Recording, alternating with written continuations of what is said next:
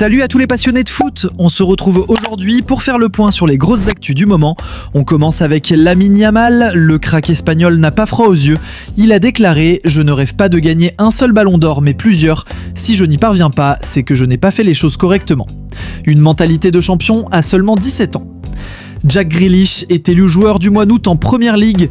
Il a signé 4 passes décisives et semble enfin de retour à son meilleur niveau. Adrien Rabiot a clarifié sa relation avec Jonathan Rowe, qu'il retrouvera dès ce week-end lors de Milan-Bologne. Ce qui s'est passé, c'est une histoire de vestiaire, ça arrive, mais ça n'a rien changé à notre relation. De quoi mettre fin aux rumeurs de tension. C'est officiel, Arne Slot est élu coach du mois d'août en Premier League, un début parfait pour lui à la tête de Liverpool. Le retour de Marc Bernal est imminent. Après plusieurs semaines d'absence, Hansi Flick a décidé de l'inclure dans le groupe pour le prochain match face à Valence. C'est une excellente nouvelle pour les supporters du FC Barcelone, qui vont revoir l'un des jeunes talents les plus prometteurs de l'effectif. Ronald Araujo ne perd pas de temps.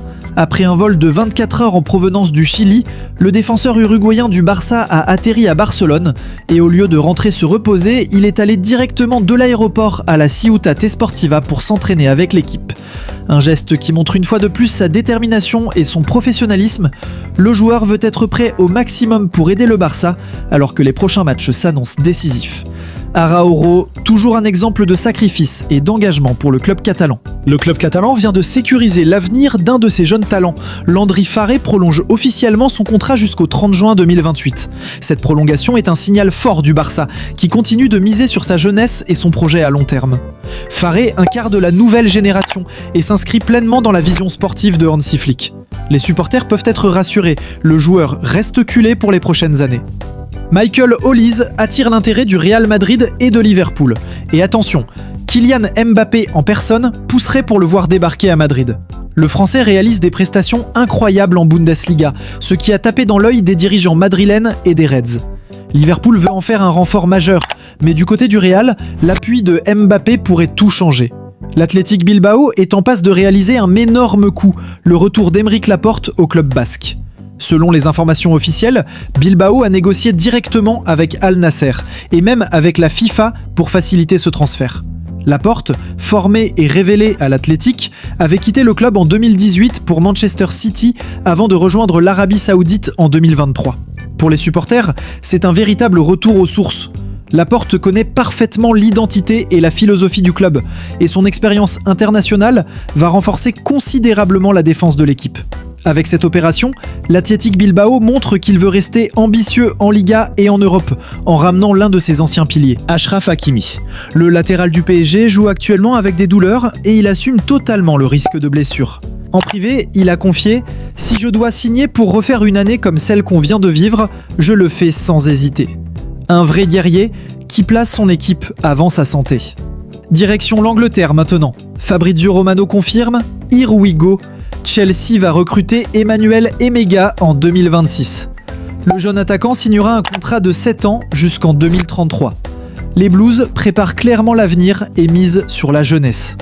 En Espagne, Borja Iglesias fait parler de lui, mais pas pour ses performances sportives. L'attaquant prend la défense des manifestants pro-palestiniens qui perturbent régulièrement le Tour d'Espagne à cause de la présence de l'équipe Israël Premier Tech. Il déclare « On accorde plus d'importance à l'arrêt d'un événement sportif qu'à un génocide ». Rappelons qu'en 2024, Iglesias avait déjà soutenu Mbappé quand il s'était exprimé contre les extrêmes. Le PSG rendra hommage à Presnel Kimpembe ce dimanche à l'occasion du match face à Lens.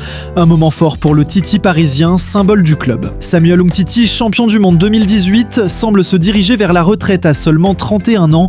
Aperçu au centre d'entraînement de l'OL pour une vidéo personnelle, il devrait officiellement mettre fin à sa carrière. Une page se tourne. Nicolas Pepe est élu meilleur joueur du mois d'août devant des stars comme Lamine Yamal et Kylian Mbappé. Quelle renaissance pour les liés ivoiriens. Mauvaise nouvelle pour le Real Madrid, Antonio Rudiger est blessé et sera absent pendant 3 mois. Gros coup dur pour la défense merengue. Bon rétablissement, soldat. Frenkie de Jong sera pleinement opérationnel pour le choc de Ligue des Champions contre Newcastle. Hansi Flick préfère le préserver et ne pas le faire jouer contre Valence afin qu'il arrive à 100% en C1. Du côté du Real Madrid, triple retour XXL. Jude Bellingham, Eduardo Camavinga et Hendrick ont repris l'entraînement avec le groupe. Une excellente nouvelle pour Xabi Alonso. Et du côté de Manchester City, c'est officiel, Rico Lewis prolonge jusqu'en 2030 avec les Citizens. À la fin de ce contrat, il aura passé 17 ans au club, un vrai enfant de City. Voilà pour les infos du jour les amis. Dites-moi en commentaire quelle nouvelle vous a le plus marqué. Et surtout, abonnez-vous pour ne rien rater de l'actu foot.